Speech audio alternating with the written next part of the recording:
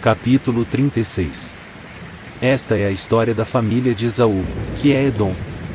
Esaú casou-se com mulheres de Canaã, com Ada, filha de Elom, o Hitita, e com Olibama, filha de Aná e neta de Zibeão, o Heveu, e também com Basemate, filha de Ismael e irmã de Nebaiote. Ada deu a Esaú um filho chamado Elifaz, Basemate deu-lhe Reuel, e Olibama deu-lhe Jeus, Jalão e Corá. Esses foram os filhos de Esaú que lhe nasceram em Canaã. Esaú tomou suas mulheres, seus filhos e filhas e todos os de sua casa, assim como seus rebanhos, todos os outros animais e todos os bens que havia adquirido em Canaã, e foi para outra região, para longe do seu irmão Jacó. Os seus bens eram tantos que eles já não podiam morar juntos, a terra onde estavam vivendo não podia sustentá-los, por causa dos seus rebanhos. Por isso Esaú, que é Edom, fixou-se nos montes de Seir. Este é o registro da descendência de Esaú, pai dos Edomitas, nos montes de Seir. Estes são os nomes dos filhos de Esaú: Elifaz, filho de Ada, mulher de Esaú, e Reuel, filho de Basemate, mulher de Esaú. Estes foram os filhos de Elifaz: Temã, Omar, Zefo, Gaetã e Quenais. Elifaz, filho de Esaú, tinha uma concubina chamada Timna, que lhe deu um filho chamado Amaleque.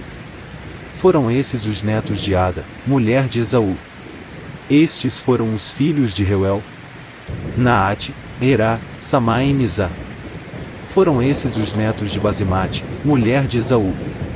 Estes foram os filhos de Olibama, mulher de Esaú, filha de Aná e neta de Zibeão, os quais ela deu a Esaú: Jeus, Jalão e Corá. Foram estes os chefes dentre os descendentes de Esaú. Os filhos de Elifaz, filho mais velho de Esaú: Temã, Omar, Zefo, Quenais, Corá, Gaetã e Amaleque. Foram esses os chefes descendentes de Elifaz em Edom, eram netos de Ada. Foram estes os filhos de Reuel, filho de Esaú. Os chefes Naate, Erá, Samá e Mizá. Foram esses os chefes descendentes de Reuel em Edom, netos de Basemate, mulher de Esaú. Foram estes os filhos de Olibama, mulher de Esaú. Os chefes de Uz, Jalão e Corá. Foram esses os chefes descendentes de Olibama, mulher de Esaú, filha de Aná. Foram esses os filhos de Esaú, que é Edom, e esses foram os seus chefes. Estes foram os filhos de Seir, o Oreu, que estavam habitando aquela região, Lotã, Sobal, Gibeão e Aná, Dizon, Ezer e Dizã. Esses filhos de Seir foram chefes dos Oreus no território de Edom. Estes foram os filhos de Lotã: Hori e Emã. Timna era irmã de Lotã. Estes foram os filhos de Sobal: Alvã, Manaate, Ebal, Cefo e Onã. Estes foram os filhos de Zibeão: Aia e Aná. Foi esse Aná que descobriu as fontes de águas quentes no deserto, quando levava para pastar os jumentos de Zibeão, seu pai. Estes foram os filhos de Aná: Dizon e Olibama, a filha de Aná. Estes foram os filhos de Dizon: Endã, Isbã, Itrã e Querã. Estes foram os filhos de Ezer: Bilã, Aavã e Acã. Estes foram os filhos de Dizã: Uz e Arã. Estes foram os chefes dos Oreus: Lotã, Sobal, Gibeão, Aná, Dizon, Ezer e Dizã. Esses foram os chefes dos Oreus, de acordo com as suas divisões tribais na região de Seir. Estes foram os reis que reinaram no território de Edom antes de haver rei entre os israelitas. Belá, filho de Beor, reinou em Edom. Sua cidade chamava-se Dinabá.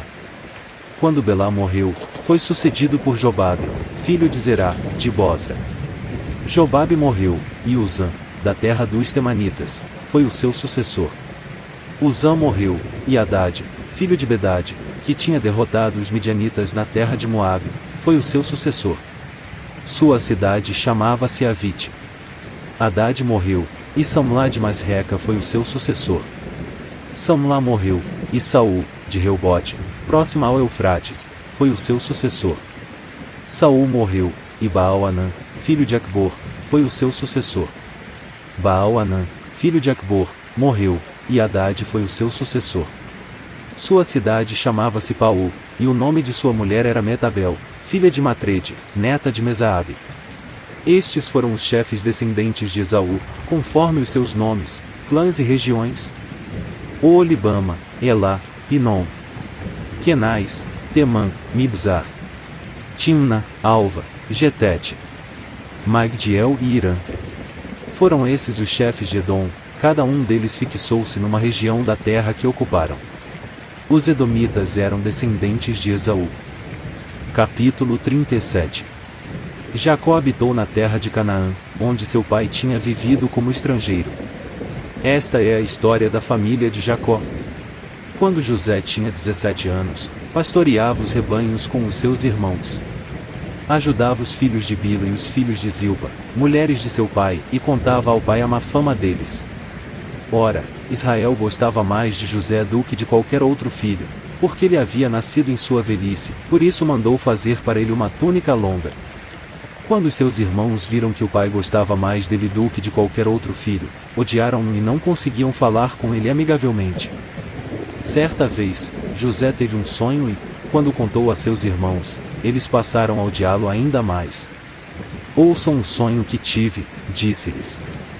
Estávamos amarrando os feixes de trigo no campo, quando meu feixe se levantou e ficou em pé, e os seus feixes se ajuntaram ao redor do meu e se curvaram diante dele. Seus irmãos lhe disseram: E então você vai reinar sobre nós? Quer dizer que você vai nos governar? E o odiaram ainda mais, por causa do sonho e do que tinha dito. Depois teve outro sonho e o contou aos seus irmãos: Tive outro sonho, e desta vez o sol, a lua e 11 estrelas se curvavam diante de mim.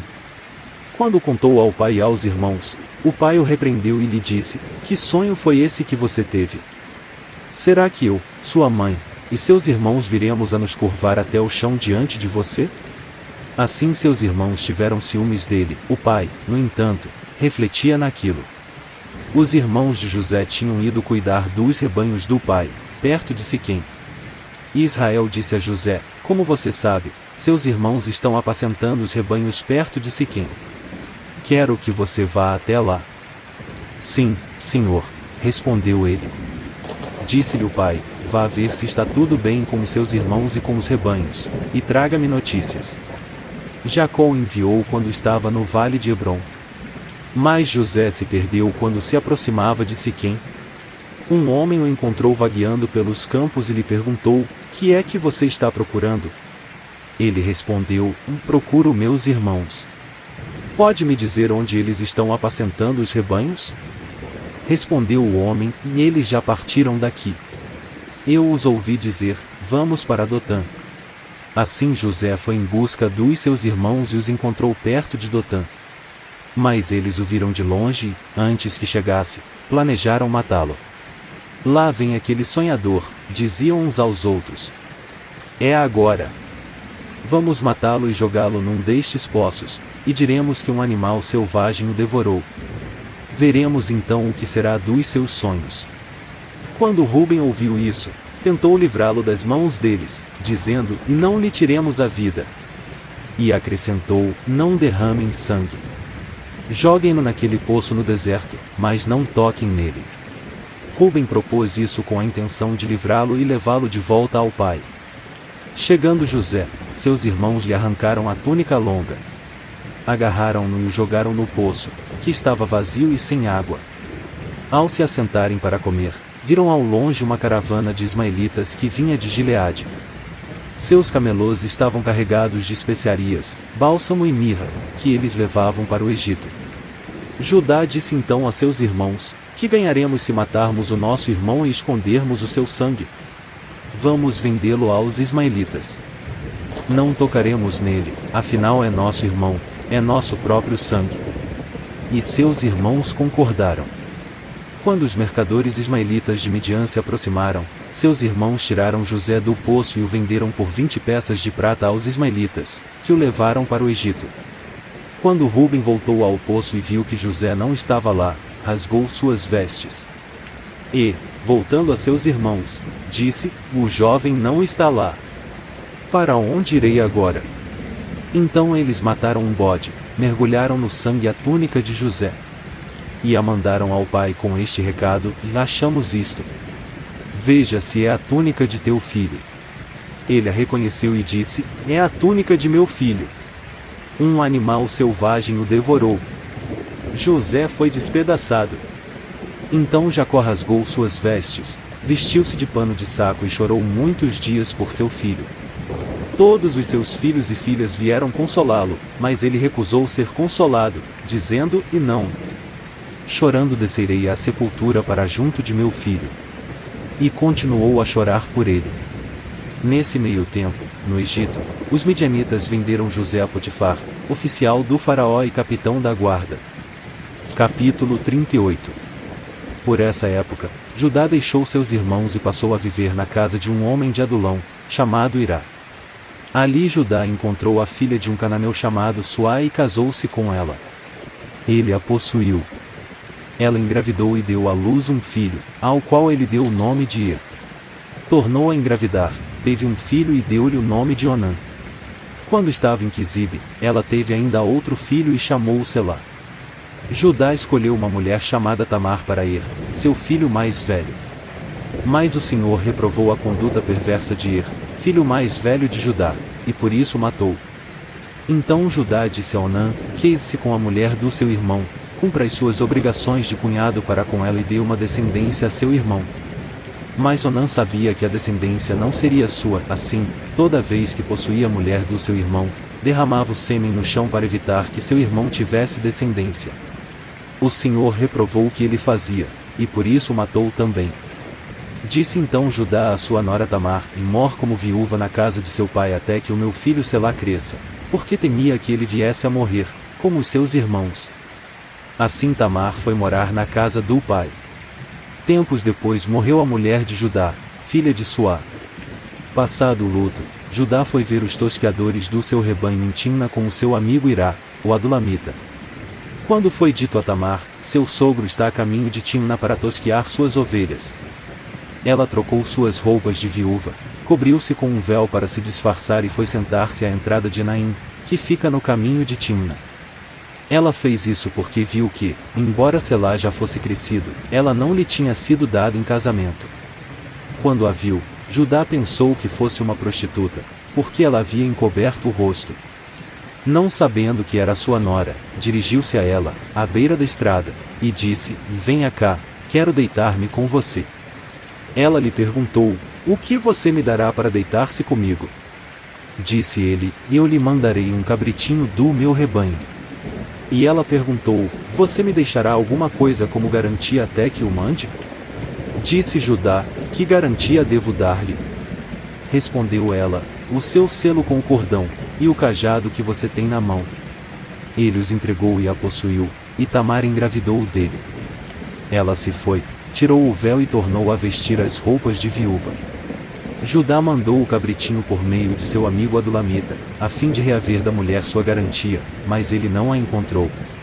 E perguntou aos homens do lugar: onde está a prostituta cultual que costuma ficar à beira do caminho de Naim? Eles responderam: aqui não há nenhuma prostituta cultual. Assim ele voltou a Judá e disse: não a encontrei. Além disso, os homens do lugar disseram que lá não há nenhuma prostituta cultual. Disse Judá: e fique ela com o que lhe dei. Não quero que nos tornemos objeto de zombaria.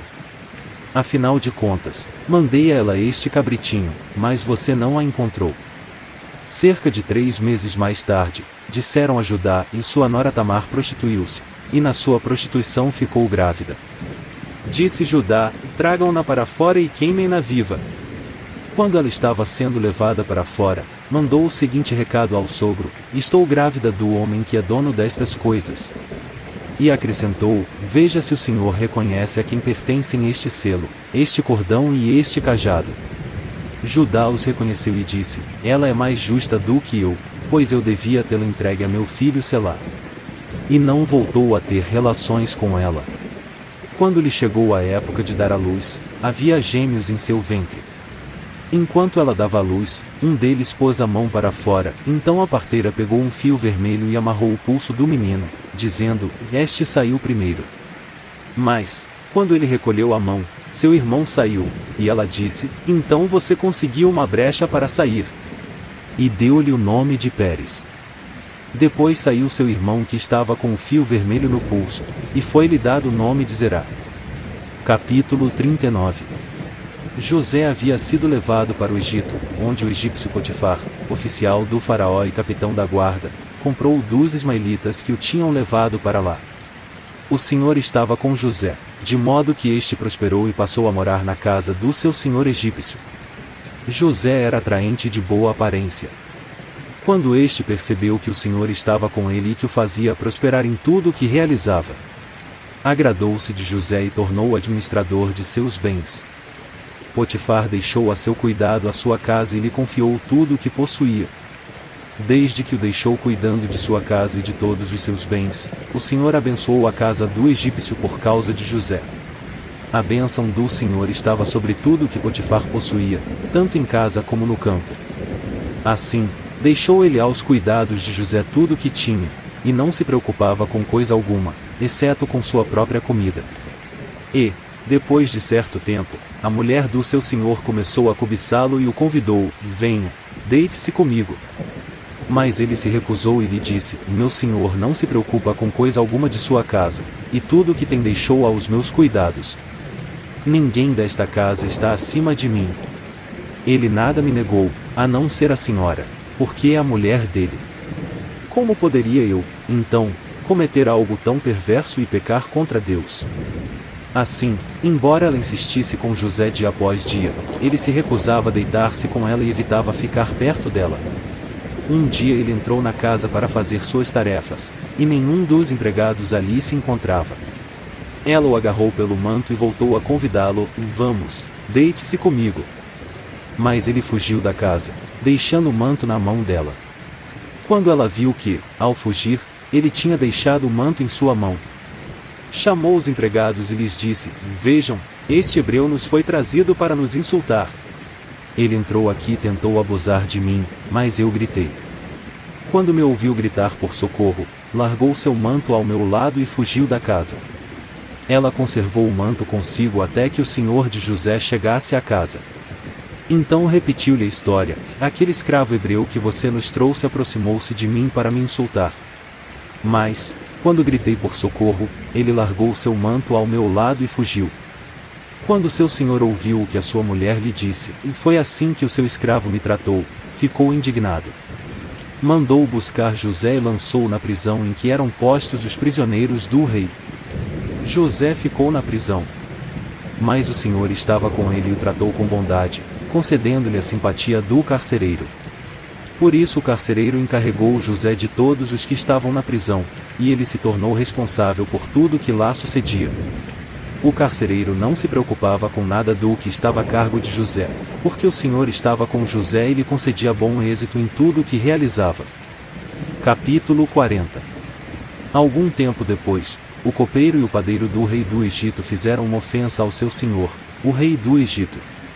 O faraó irou-se com os dois oficiais, o chefe dos copeiros e o chefe dos padeiros, e mandou prendê-los na casa do capitão da guarda, na prisão em que José estava. O capitão da guarda os deixou aos cuidados de José, que os servia. Depois de certo tempo, o copeiro e o padeiro do rei do Egito, que estavam na prisão, sonharam. Cada um teve um sonho, ambos na mesma noite, e cada sonho tinha sua própria interpretação. Quando José foi vê-los na manhã seguinte, notou que estavam abatidos. Por isso perguntou aos oficiais do faraó, que também estavam presos na casa do seu senhor: por que hoje vocês estão com um semblante triste? Eles responderam: e tivemos sonhos, mas não há quem os interprete. Disse-lhes José: não são de Deus as interpretações? Contem-me os sonhos. Então o chefe dos copeiros contou o seu sonho a José: em meu sonho vi diante de mim uma videira com 3 ramos. Ela brotou, floresceu e deu uvas que amadureciam em cachos. A taça do faraó estava em minha mão. Peguei as uvas, e as espremi na taça do faraó, e a entreguei em sua mão. Disse-lhe José: esta é a interpretação, os 3 ramos são 3 dias.